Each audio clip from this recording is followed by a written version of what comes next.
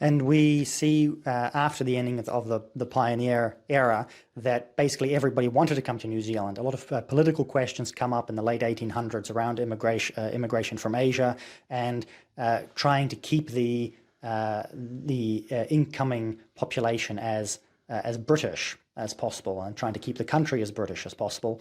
And that was a thing that the pioneers tried to achieve, to create, as they would say, a continuation of the British race in New Zealand, or a new people, an ethnogenesis perhaps. Do you believe that occurred with the work the pioneers did?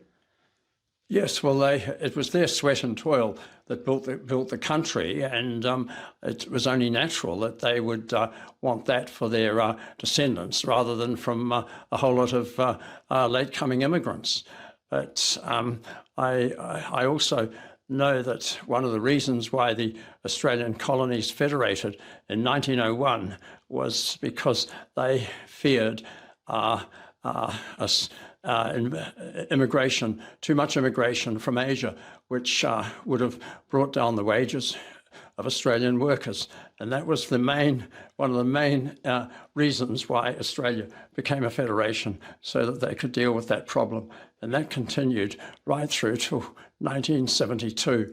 It was called the White Australia policy, but it did enable Australia to develop into a very rich society.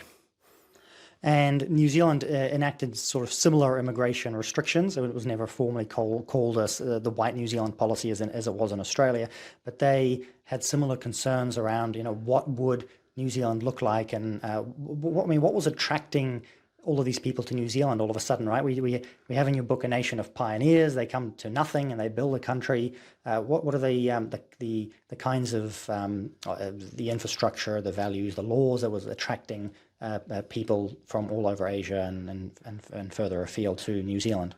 Well, conditions in Asia were and still are vastly inferior to those in a modern Western country like New Zealand.